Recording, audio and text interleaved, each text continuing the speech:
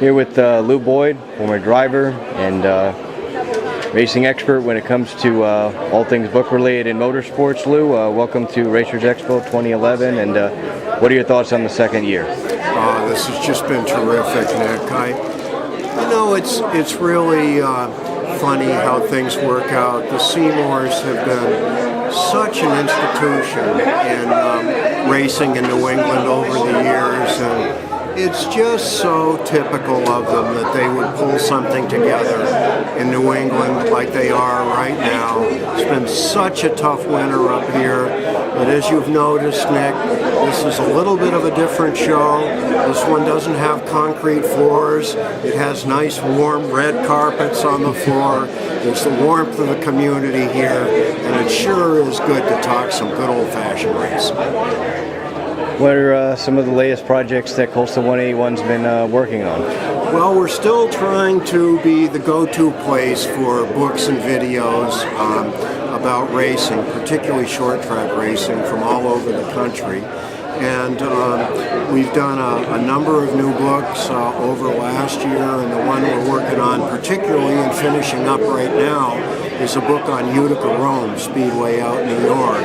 And that's actually strangely relevant to New England because it was a Sunday night track, it still is, in upstate New York. And lots of times the old modifieds would leave right there from Thompson and go out there and race. So a familiar spot to a lot of us. And with all the experience you've had between driving race cars, promoting races, does any of that apply to trying to sell books or videos, or is it just you're dealing with the same market, the same people? Yeah, I think it does, Nick. And what I would say about that, whether you're selling a video, whether you're promoting the original Spring Sizzler, or whether you're doing any kind of PR related to racing, at the end of the day, it really doesn't come down to race cars. It comes down to racing people. And the technology of the sport is really, really cool. But what the big common thread is the anthropology of it and the racing community. That's where it's cool. Looking at the technology, do you think it's kind of interesting how back in the 50s and 60s, well, the 60s, you had fuel-injected race cars, and now everything's coming back full circle to where we're dealing with electronic fuel injection, and everything's old is new again as they try and reinvent the sport or adapt it to modern times? Yeah, it sure is. It seems like there are always circles in life, and there's an old Navajo wind chant, remember what you've learned, for things forgotten, return to the circling winds. And they do.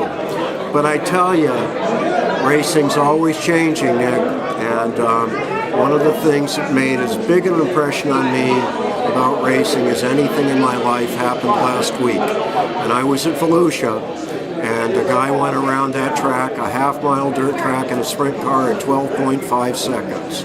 And I thought, man, oh man, that's never happened in the past. And I remember struggling to get around Lakeville in 24 seconds. And I thought I was flying. When you look all the places you get to go, between the local New England tracks to speed weeks, is there anything that you find that's unique in a certain region, or is are racing people pretty much the same breed no matter where you go? I think that it really is true that in the short track area, people are pretty much all the same. But I have to say, speaking of last week, I was in Florida. I went to all the short tracks. I went to the duels at Daytona on that Thursday afternoon. And I have to say that the racing community that races at Daytona is a different kind of smoke.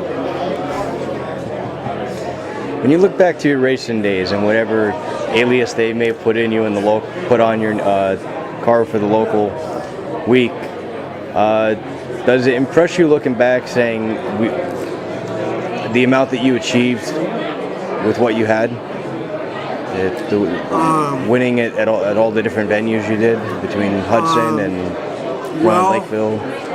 Not really, Nick. I think one of the reasons was that I did race against an awful lot of talented people, and I was thoroughly impressed with their talent. And I don't consider myself ever getting anywhere near that level.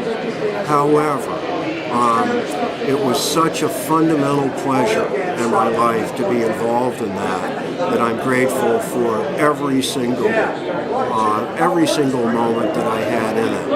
And if I was good at anything, Nick, actually, I think it was good at flipping. And I flipped 17 different times, and I'll stack that up against just about anybody. Was there one favorite competitor you got to race against, or one name that surprises you through your career and says, I got to race against that person and they're a household name, or they had a lot of talent when I got to race with them? Yeah, there were a lot of them. Certainly running against guys like Jim Hurtubise and Dutch Hogue and guys like that was something that you could never forget, lining up against them. But the guy who probably made the biggest impact in my own career was an old-time dirt slinger from upstate New York named Kenny Shoemaker. And Kenny took no prisoners, and he impressed me big time. You were a part of that original team that started the Spring Sizzler, a 200-lap race. It was a gamble. It was a gamble, Nick, but and I love the Sizzler, and I'm pleased about the success that it's had, but it was a very different animal then. It was heats only, and it was 80 laps, and the fast cars started at the back. And we were trying to make a statement saying that a big race can be like that. It has certainly gone in a different direction now with time trials and 200 laps and all of that, and that's fine. But it is a different thing. Now, to get to your question about the original Spring Sizzler, that was out of necessity is the mother of invention, is the old expression, and we needed to be inventive because we definitely needed money to go racing that next year. And all I can tell you, Nick Tito, is that if it had rained that Sunday afternoon, Dick Berggren, Bruce Cohen, and I would still be washing dishes. You've called that race a modified Woodstock. Do you think that race,